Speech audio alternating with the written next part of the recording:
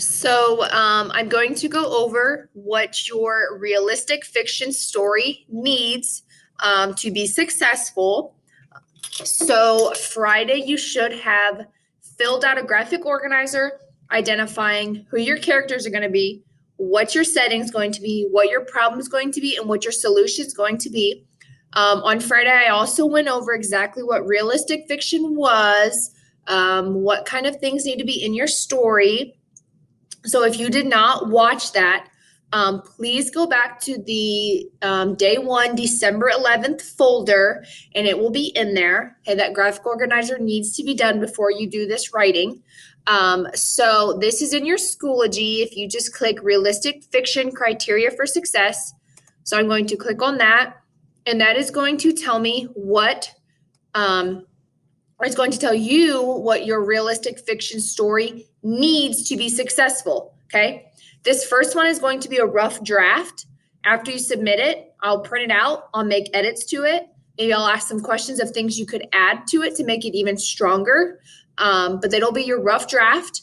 I will send that rough draft to you with all my edits on it, and then you will write your final draft, okay? So this is what your story needs to be successful. So make sure you're using this and looking at this almost kind of like a checklist, making sure you have everything. So your realistic fiction story includes showing, not telling. Okay, you should be acting out what the characters are doing, okay, not telling me what they're doing, acting out what they're doing. And then you should also add character thoughts and feelings. You know, how is the character feeling when this happens? Or what are their thoughts when something like this happens? Okay. Your story also needs to have a problem and how the characters solve that problem. So you should have a problem and a solution.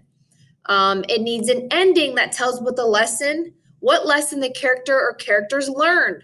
So we worked on theme. It's kind of like a theme thing. You know, what did the characters learn from this problem and the solution?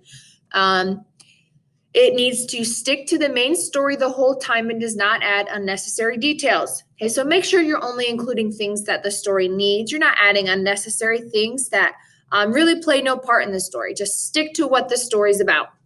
And lastly, make sure you're using those transition words. So words starting out your writing with at the beginning, and then maybe towards the middle you say meanwhile, and lastly you end with finally.